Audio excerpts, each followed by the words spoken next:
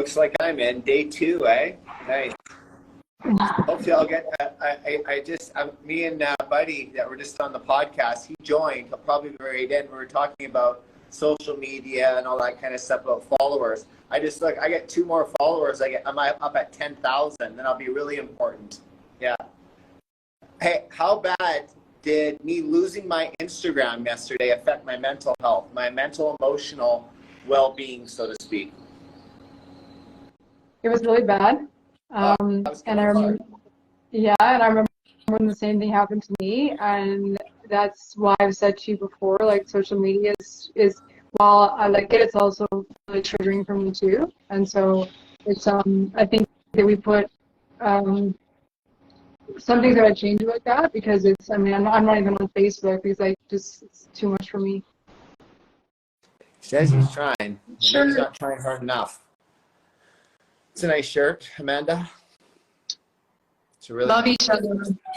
So yeah, this whole thing last night, I didn't realize how, so many people depend on Instagram these days for messaging and for, whatever, putting themselves out there, just talking.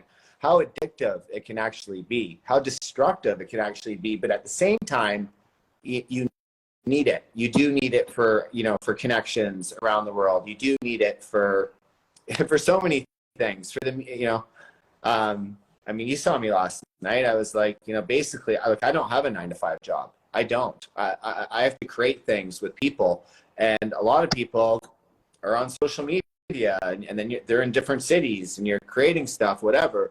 And I was like, I just lost all my contacts. Yeah. Oh, there he is. Look at that. Again, hey, twice in one day. Am I ever blessed? You remember? No, I'm blessed. You remember Amanda? So, yeah.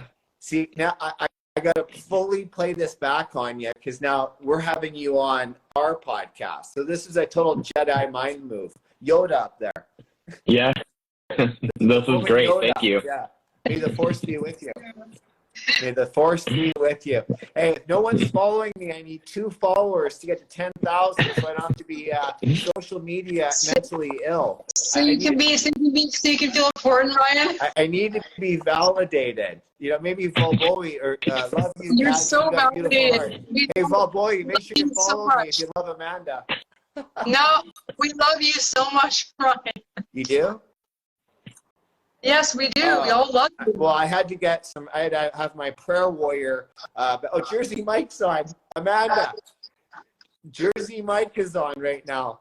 Jersey Mike, we absolutely love you. We were talking about PTSD. I was on a podcast earlier today with this. Introduce yourself, sir. Introduce yourself. So nice to have you here, Mike. Miracle, so nice to have you here. Oh, no, go ahead. Sorry, introduce yourself. Sorry. Good. I'm Jerry Lund. I'm the host of. It's all about you. I'm host of the Enduring the Badge podcast. It's been going for about 5.5 years. I've been a first responder for over 33 years now. Wow. So, no, it's a pleasure to be on.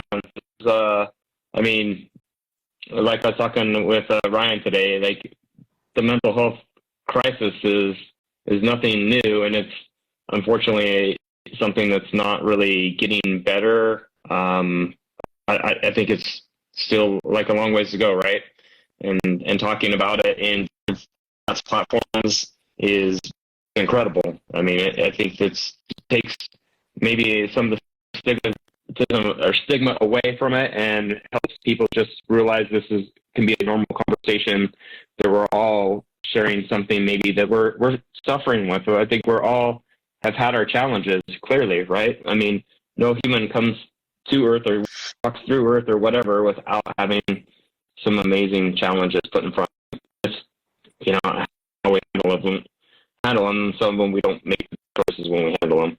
You know what I just like what you said? You said amazing challenges instead of saying really difficult challenges. Amazing challenges. You can put that towards difficult or easy. If it's a challenge, it's a challenge. Challenge to get over grief. Challenge to get over, emotional distress. And like how you and I were talking today about emotional intelligence. I mean, straight up, they should start teaching emotional intelligence in kindergarten or earlier, or the parents should be taking a course on emotional intelligence that they can incorporate to these kids, so as they get older, they don't have to make the same kind of mistakes as us.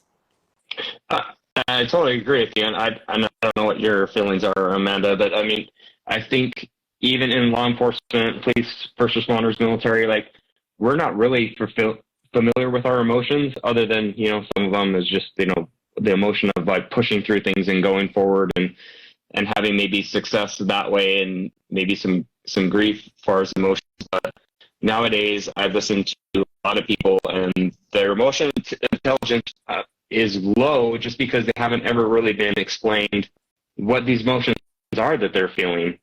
So kids feel anxiety or anxious about things. I'm like, yeah, we all did. Like my daughter recently, I don't want to walk across the stage for graduation. I'm like, okay. I'm like, why? She's like, I feel anxious and nervous. I'm like, that's just a normal human feeling. Like, it's going to last like 30 seconds as you walk across the stage. I mean, that's it. Like, you can get through it. And then you're just going to build on your confidence after that.